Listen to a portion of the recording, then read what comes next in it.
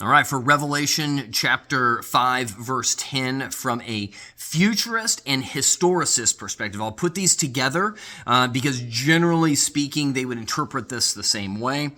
Verse 10 says, "And you have made them a kingdom and priests to our God, and they shall reign on the earth." They would look at these as being distinct, that you have made them a kingdom and priests to our God, that has happened. We read that again or already in Revelation chapter 1, but that there is a future promise to reign, and that reign is specifically going to be on the earth.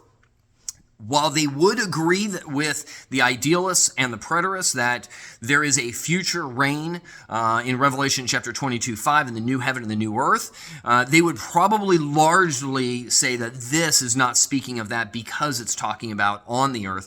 Rather, they would say that this is referring to Revelation chapter 20, verse 4, the millennial reign of Christ, where it says at the end of verse 4, talking about the resurrected believers, they came to life and reigned with Christ for 1,000 years. And so they would point to that and say that that is the future earthly reign. Now, where do they get that from?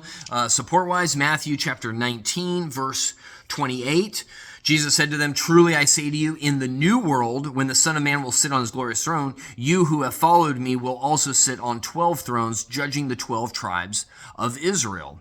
Now, while that looks like the new world is talking about some sort of future new heaven and new earth, the fact that there is a judgment, that there is a discerning of right and wrong that's happening, it seems as though there are still believers or still unbelievers around, which then supports this idea of a millennial kingdom from Revelation chapter 20. They would also look at 1 Corinthians chapter 6, verse 2, where it says, "Or do you not know that the saints will judge the world?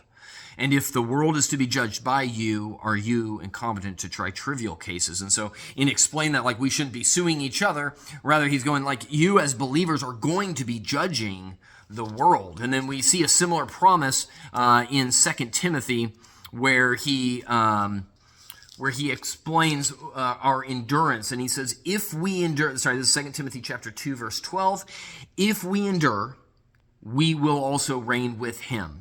If we deny him, he also will deny us." So again, this seems to be pointing towards this future earthly reign that both the futurist and the historicist would look at. Now remember, the historicist looks at this as progressing through history. That part of Revelation has already transpired, whereas futurist looks at it as all future, but both of them would kind of land at the same time in this millennial reign with Christ.